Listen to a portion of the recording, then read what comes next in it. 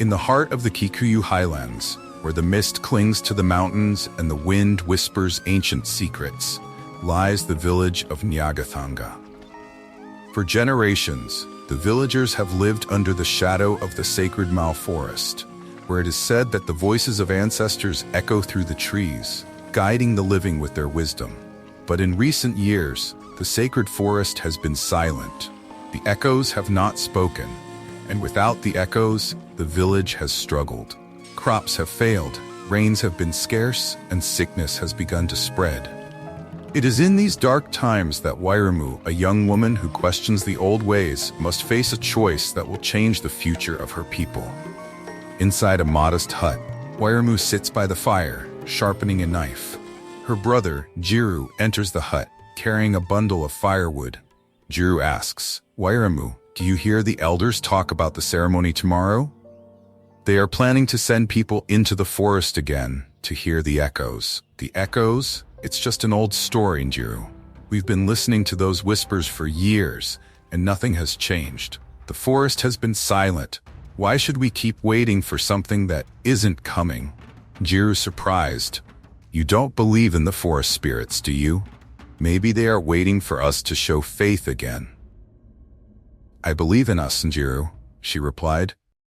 The echoes are a crutch, a way to explain what we don't understand. But I won't wait for them to decide our fate.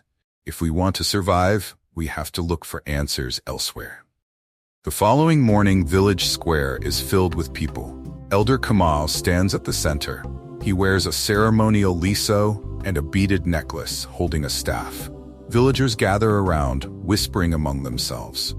Wairimu walks through the crowd with a skeptical look on her face. Elder Kamal, raising his voice, "The time has come, my children. The echoes of our ancestors are ready to speak. Tomorrow, we will send a group into the forest to hear their wisdom. The rains will come, the crops will flourish, and the village will prosper once more. We must listen, for our survival depends on it." Wairimu steps forward, her voice cutting through the silence. Elder Kamal, do you truly believe the echoes will save us? The forest has been silent for years, yet we still cling to this superstition. We must find our own path, not wait for voices in the trees.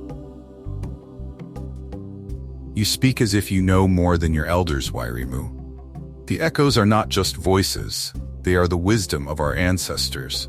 You must trust in them, or else we risk losing everything.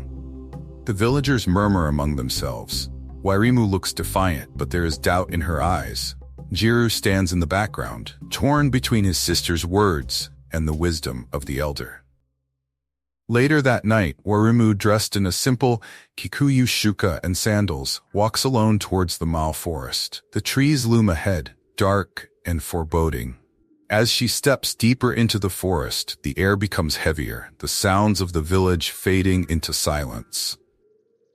Wairimu, driven by her skepticism and desire for change, ventures into the heart of the forest alone. She seeks to uncover the truth, to see if the echoes are real or mere stories meant to control. But the forest, ancient and untamed, has its own secrets to reveal. Wairimu hears the whispers of the forest, feeling the presence of the ancestors. This can't be real, it's the wind, or maybe it's my mind playing tricks on me, she whispering to herself. She hears a voice, faint but clear, seemingly from the depths of the trees. Wairimu spins around, but there is no one there. The wind picks up, carrying the voice again. Wairimu, we have been waiting for you. Wairimu stumbles back, shocked and unnerved. Wairimu continues walking, her steps slow and cautious. She comes across a hidden clearing where she finds an ancient stone altar. On the altar lies an old wooden relic, intricately carved with symbols. She kneels down, her hands trembling as she touches the artifact.